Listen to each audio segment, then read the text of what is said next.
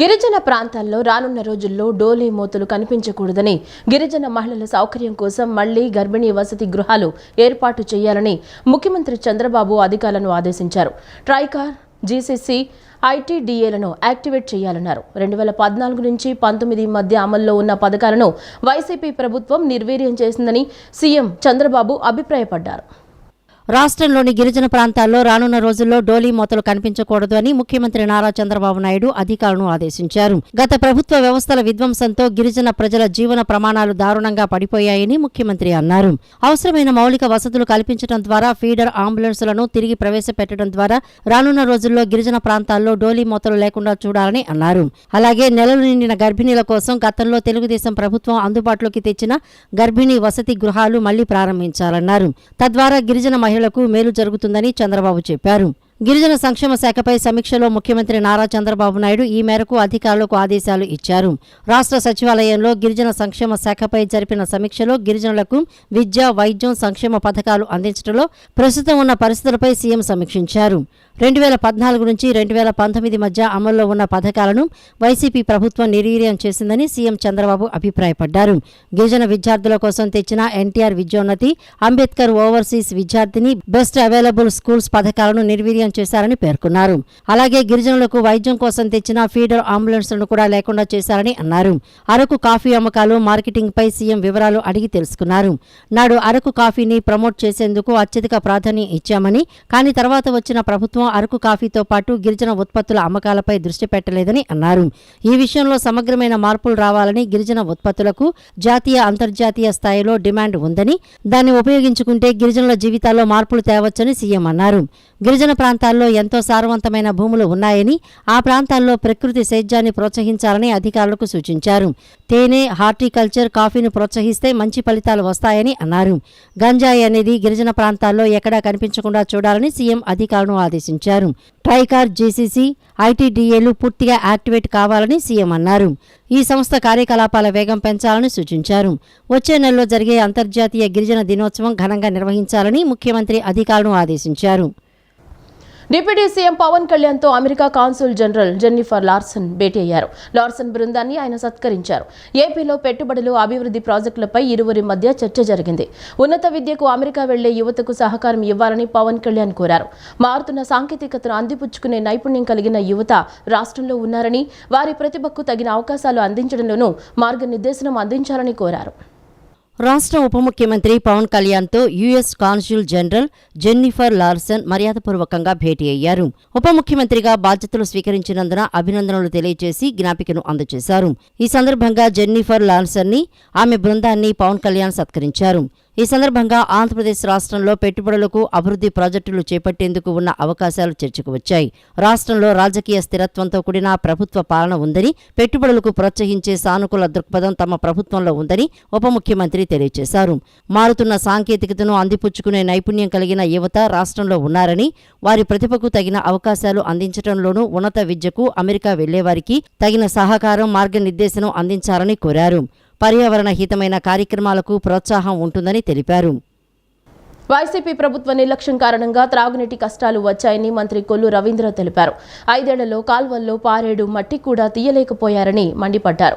కాల్వల మరమ్మతులు చేయకుండా బిల్లులు చేసుకున్నారని విమర్శించారు. కూటమి అధికారంలోకి వచ్చాక పులిచింతలను మళ్లీ అందుబాటులోకి తెచ్చామని ఉద్ఘాటించారు. 21 పంపుల ద్వారా త్రాగునీటి సమస్యను పరిష్కరించామని వివరించారు. కృష్ణా జిల్లా మచిలీపట్నంలో నీటిపారుదల సలహా మండలి సమావేశం నిన్న నిర్వహించారు. ఈ సందర్భంగా మంత్రి కొల్లు రవీంద్ర మాట్లాడుతూ పట్టిసీమ పంపులను పక్కన పడేయాలని చూశారని విమర్శించారు. 40 టీఎంసీల నీరు నిలబెట్టగలిగే పులిచింతల్లో 0.8 టీఎంసీల లెవెల్కు పడేశారని పేర్కొన్నారు. సాగర్, శ్రీశైలంలో నీరు లేకుండా చేశారని ధ్వజమెత్తారు. వ్యవసాయానికి 10,000 క్యూసెక్కుల సాగునీరు అవసరం ఉందని వెల్లడించారు. ప్రకాశం బ్యారేజీ దగ్గర 5,000 క్యూసెక్కుల నీళ్లే ఉన్నాయని అన్నారు. 10,000 క్యూసెక్కుల నీళ్లు కావాలంటే పైనుంచి నీళ్లు రావాలని చెప్పారు. ముఖ్యమంత్రి చంద్రబాబుతో మాట్లాడి కేఆర్ఎంబీ నుంచి 10,000 క్యూసెక్కుల నీళ్లు వచ్చేలా కృషి చేస్తామని మాటిచ్చారు. ఇంకా 4,000 కేసుల వరకు పెండింగ్లో ఉన్నాయని అన్నారు. 480 కోట్లు రావాల్సి ఉండగా ఒక్క కృష్ణా జిల్లాలోనే 45 కోట్లు రావాల్సి ఉందని స్పష్టం చేశారు. త్వరలోనే బిల్లులు విడుదలయ్యేలా ప్రభుత్వం కృషి చేస్తోందని మంత్రి కొల్లు రవీంద్ర పేర్కొన్నారు. టోటల్గా పులిచింతల్లో దాదాపు 40 టీఎంసీల వరకు నిలబెట్టుకోగలిగినటువంటి పులిచింతల్లో 0.8కి లెవెల్కి పడేశారు. పైన సాగర్లో నీళ్ళు లేవు, ఆ పైన శ్రీశైలంలో నీళ్ళు లేకుండా చేశారు. ఇవాళ చాలా ఇబ్బందులు పడేది. గౌరవ ముఖ్యమంత్రి గారు వెంటనే యుద్ధ ప్రాతిపదికమైన ఇరిగేషన్ శాఖ మంత్రులకు ఆదేశించి పంపులు ఆన్ చేయించి ఇవాళ 20 పంపుల పైన 21 పంపులు వర్క్ చేస్తూ ఉన్నాయి. ఇవాళ ముందు తాగునీటి సమస్య తీరింది. వ్యవసాయానికి కూడా ఇవాళ ఆ నీరు, ఎందుకంటే మనకి రిక్వైర్మెంట్ దాదాపు 10,000 క్యూసెక్కులు కావాలి.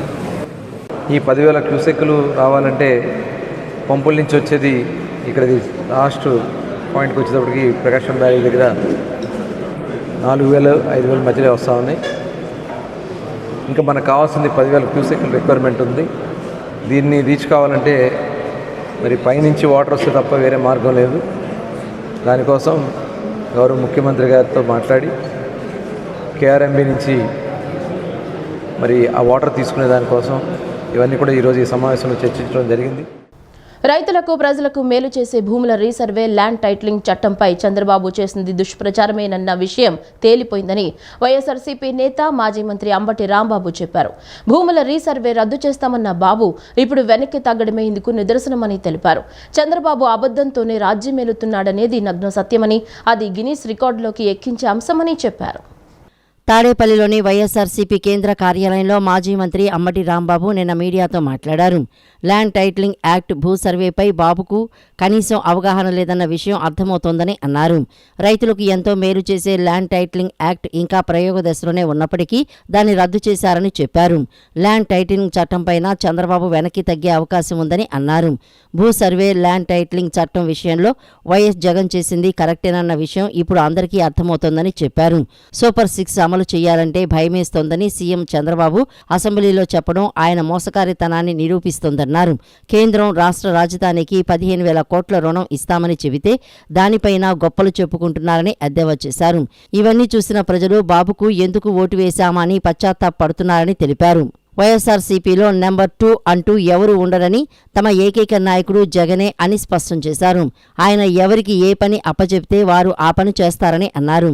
తమ పార్టీపై ఎన్ని కుట్రలు చేసినా అన్నింటినీ ఛేదించుకుని ముందుకు వచ్చే శక్తి సామర్థ్యాలు జగన్కు ఉన్నాయని చెప్పారు.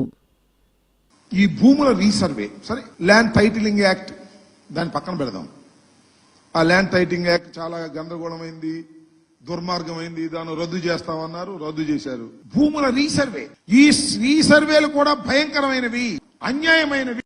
ఈ సర్వే వల్ల రైతాంగం తీవ్రంగా నష్టపోతున్నారు. మేము అధికారంలోకి రావడమే ఆలస్యం, ఈ రీసర్వే కూడా తీసేస్తామని చెప్పేసి ఎన్నికల్లో అనేక ప్రగల్భాలు పలికారు. వాస్తవానికి అవన్నీ కూడా వేసి చూపించాలి. కొద్దిగా ఇది క్లారిటీ లేకపోవటం వల్ల చంద్రబాబు నాయుడు గారు ఏ సందర్భంలో ఏమన్నాడు, జగన్మోహన్ రెడ్డి గారి గురించి, ఈ రీసర్వేల గురించి, ఈ రీసర్వే ఎంత ప్రమాదకరమైంది, మోసపూరితమైంది, ఈ రీసర్వే చేయటం వల్ల రైతులు నష్టపోతారు, జగన్మోహన్ రెడ్డి గారు కావాలని రైతుల్ని నష్టం చేయడం కోసం ఈ రీసర్వేలు పెట్టాడు అనేటువంటి మాట మాట్లాడారు. ఆర్థికంగా అత్యంత వెనుకబాటులో ఉండే దళిత వర్గాలకు ఆర్థిక భద్రత కల్పించే కార్యక్రమాలు రూపొందించాలని అధికారులకు ముఖ్యమంత్రి నారా చంద్రబాబు నాయుడు సూచించారు.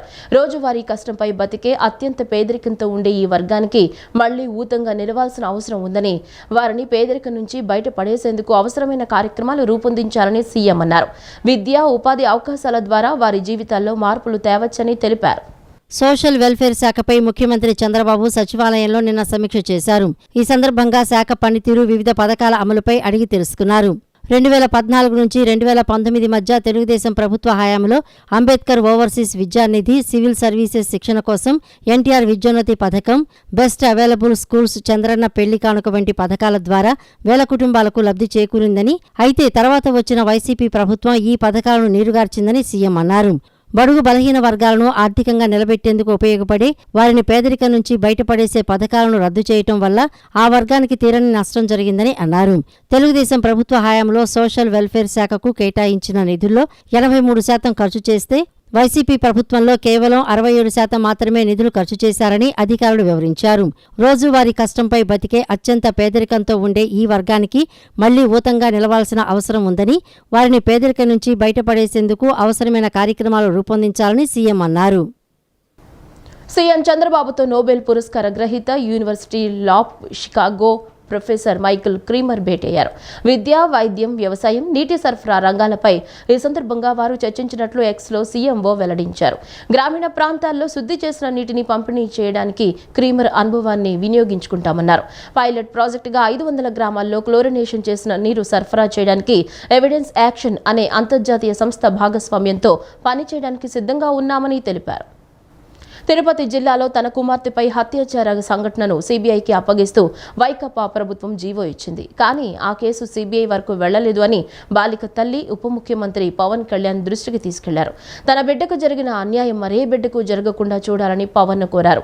మంగళవారం జనసేన పార్టీ కేంద్ర కార్యాలయంలో కుటుంబ సభ్యులతో పవన్ కలిసి ఆమె ఆవేదనను వినిపించారు. వైకాపా హయాంలో జారీ అయిన జీవోకు అనుగుణంగా సీబీఐ దర్యాప్తు ప్రారంభించేలా చర్యలు తీసుకోవాలని ఎన్నోసార్లు విజ్ఞప్తి చేశామన్నారు.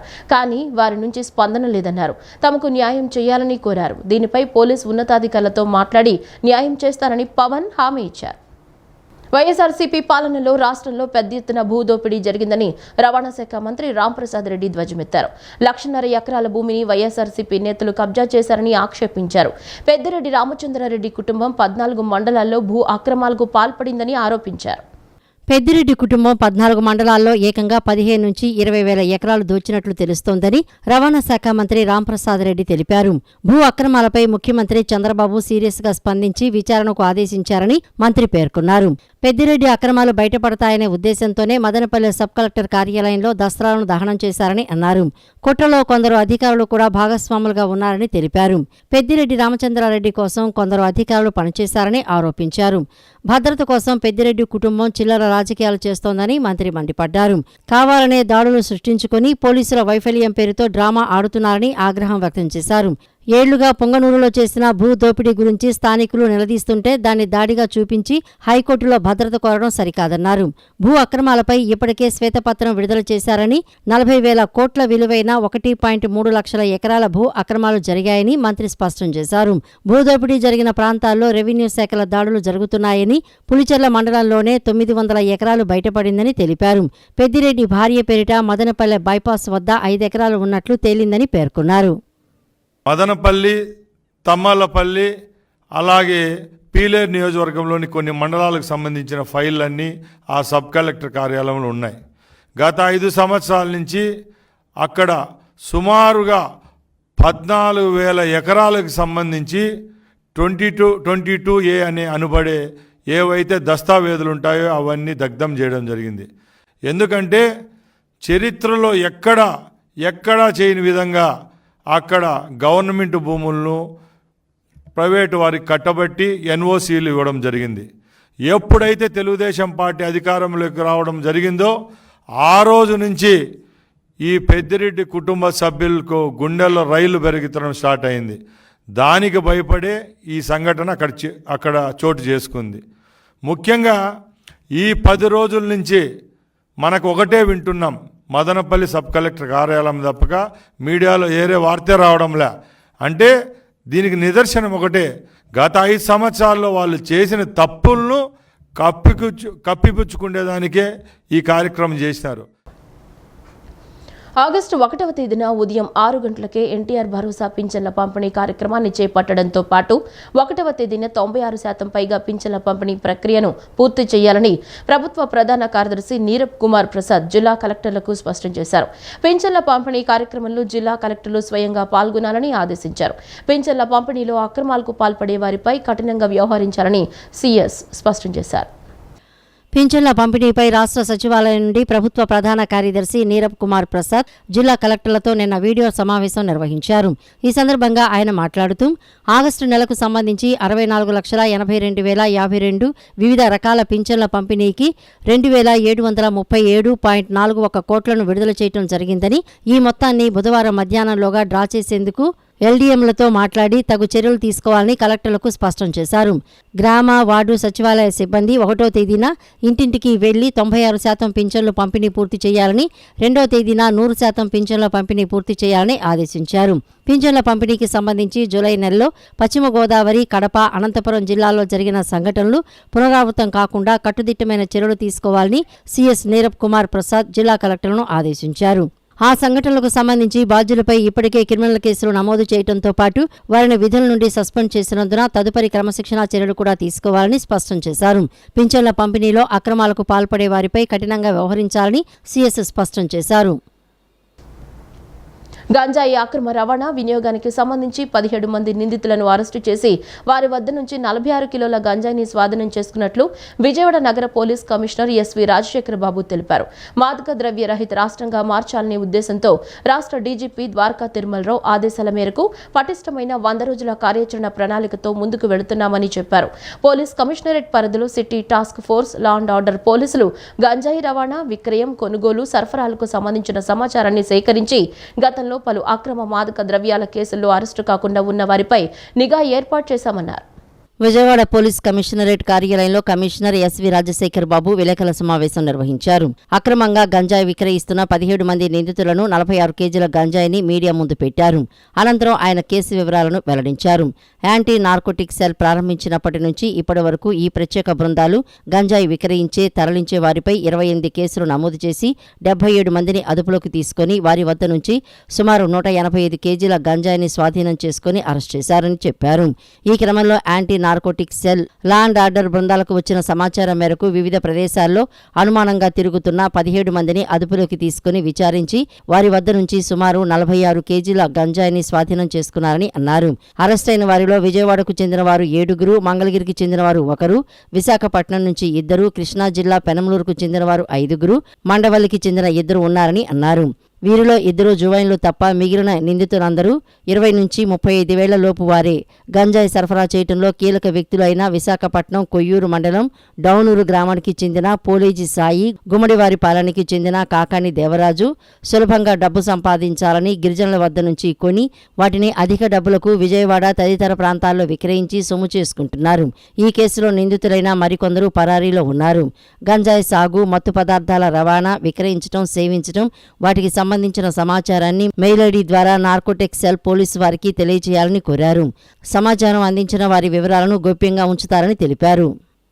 ఇన్వెస్టిగేషన్ చేశారంటే అన్నిట్లో చేసినట్టు అనిపించట్లేదు. దాని గురించే టాస్క్ ఫోర్స్కి బాధ్యతను అప్పగించి 719 కేసెస్లో, లాస్ట్ 5 ఇయర్స్లో జరిగిన 719 కేసెస్లో అసలు ఈ బ్యాక్వర్డ్ లింకేజెస్ వెళ్ళి ఎక్కడి నుంచి వస్తూ ఉంది. మేము ఈ మధ్యన కొన్ని కేసెస్ చూస్తే మాకు వీటి యొక్క రూట్స్ కోరాపుట్ జిల్లా నుంచి, అదేవిధంగా మల్కాన్గిరి జిల్లా నుంచి ఎక్కువ రూట్స్ కనిపిస్తున్నాయి. అంటే సీలేరు అటవీ ప్రాంతం, అంటే ఏఎస్ఆర్ డిస్ట్రిక్ట్ అటవీ ప్రాంతానికి బార్డర్గా ఉన్న ప్రదేశాల నుంచి ఈ గంజాయి తెస్తున్నట్టు అనిపిస్తూ ఉంది. అయినా కూడా ఈ టోటల్ ఈ రూట్స్ అనేది మనము పసిగట్టి ఎవరైతే సోర్సెస్ ఎవరైతే ఉన్నారో సోర్స్ దగ్గరికి వెళ్ళి ఐడెంటిఫై చేసి ఆ బ్యాక్వర్డ్ లింకేజెస్లో ఉన్న ప్రతి వ్యక్తిని కూడా మనము శిక్షించాల్సిన అవసరం ఉంది.